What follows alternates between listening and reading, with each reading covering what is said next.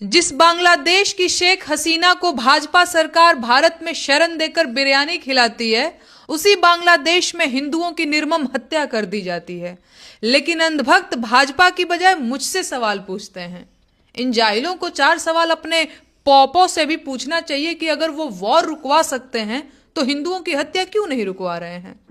क्या वो बांग्लादेश के हिंदुओं को बचाने का कोई प्रयास नहीं कर रहे हैं, या वो प्रयास तो कर रहे हैं पर उनकी बात सुनी नहीं जा रही है?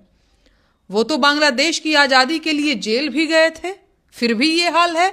आखिर क्या कारण है कि भारत के निकटतम पड़ोसी देश में हिंदुओं की निर्मम हत्या कर दी जा रही है, लेकिन भारत का कोई दबाव उस पर काम नहीं कर रहा है?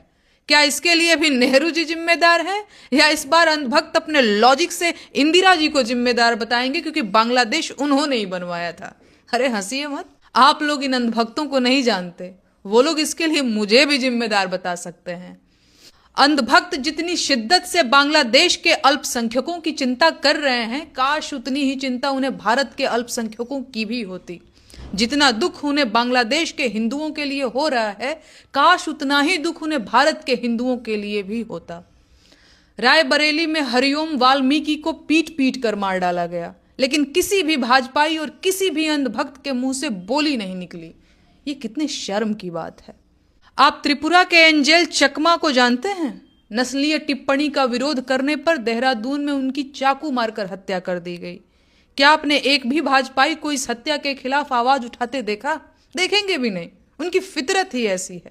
उन्हें बांग्लादेश और पाकिस्तान की पूरी खबर रहती है, लेकिन रायबरेली, देहरादून और मणिपुर से उनको कोई मतलब नहीं है। बांग्लादेश भारत का पड़ोसी मुल्क है जहां हिंदू अल्पसंख्यक हैं। बांग्लादेश अपने अल्पसंख्यकों की सुरक्षा करने में नाकाम साबित हो रहा है। ऐसे में मेरी प्रधानमंत्री जी से अपील है कि वो बांग्लादेश पर दबाव बनाकर हिंदुओं की सुरक्षा सुनिश्चित करें।